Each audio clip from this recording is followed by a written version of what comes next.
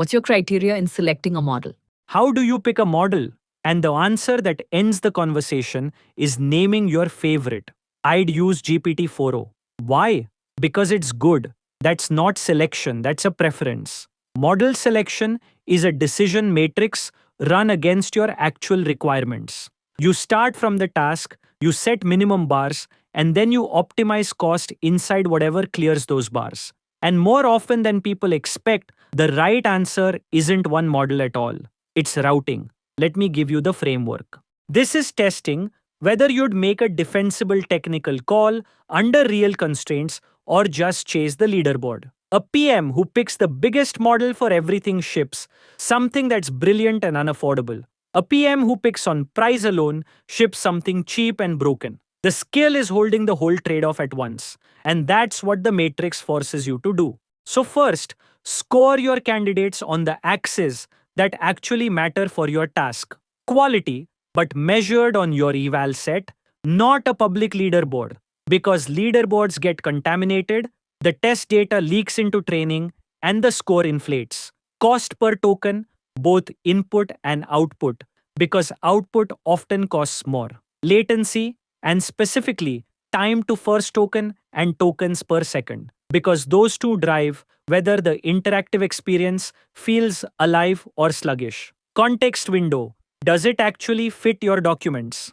Modalities and tool calling, do you need vision, audio, or reliable structured function calls? Privacy and deployment, API versus open weights. You host yourself because regulated data might legally forbid sending it to a third party at all, and that single fact can force open weights on-prem. Controllability, can you fine-tune it? Does it follow instructions? Does it emit reliable structured output?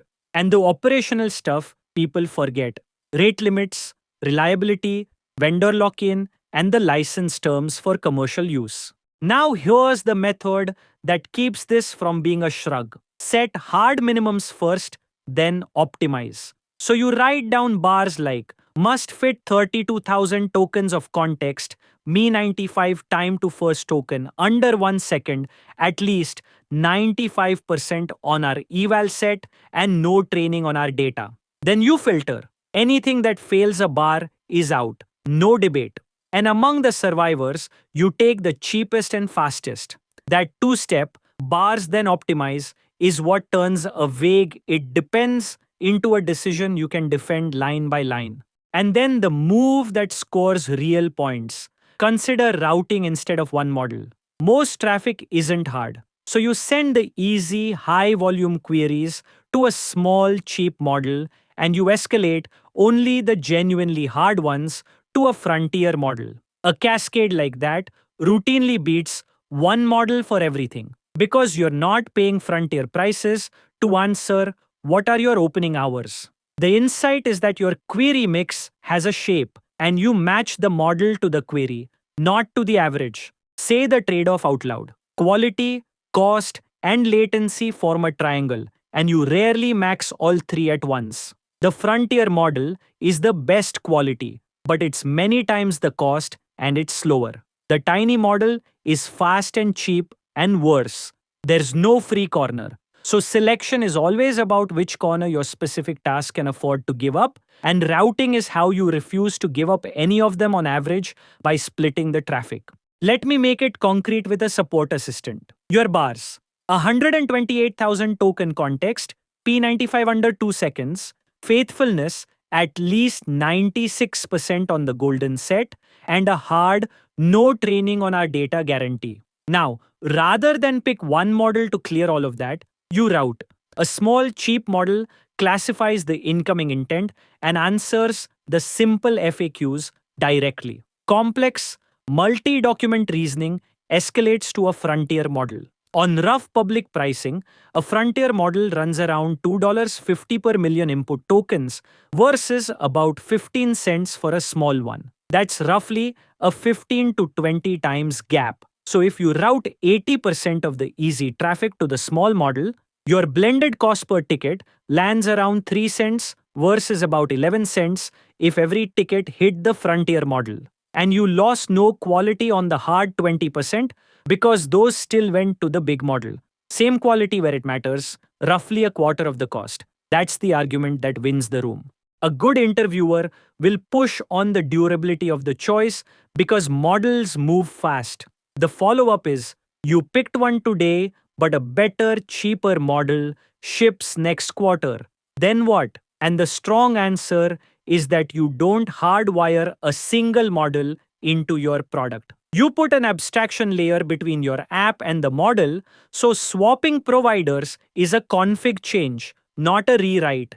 You keep your eval set as the gate, so any new candidate has to clear the same bars before it's allowed in. And you rerun that eval on a cadence because pricing and quality both shift under you. So, model selection isn't a one time decision, it's a standing process with a test harness attached. Saying that tells them you've thought past the demo and into the 18 months after launch, which is where the real cost lives. So, what makes them lean in? First, you measured quality on your own eval set and you distrusted the leaderboard, which is the mark of someone who's been burned by contamination. Second, you reasoned about routing and cascades instead of one model for all traffic, which shows you think about cost at scale, not just correctness on a demo. And third, you treated privacy and deployment as a hard constraint upfront, not an afterthought, because that's the one that can quietly rule out your whole shortlist.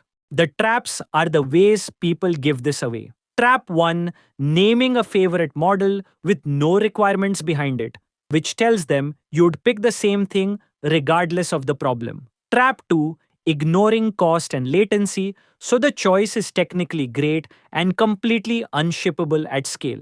And trap 3, forgetting data residency, because for regulated data, healthcare, finance, government, that single constraint can rule out every API model on your list, and if you didn't mention it, they'll assume you didn't know. So, recap, score the candidates on the axis that matter to your task, quality on your own set, cost, latency, context, modalities, privacy, controllability, and the operational terms. Set hard bars, filter to what clears them, then optimize for cost among the survivors. And where the traffic has a shape, route the easy stuff to a small model and reserve the frontier model for the hardtail. The one line to carry in: set hard bars from the task, filter candidates against them, then optimize cost and route easy queries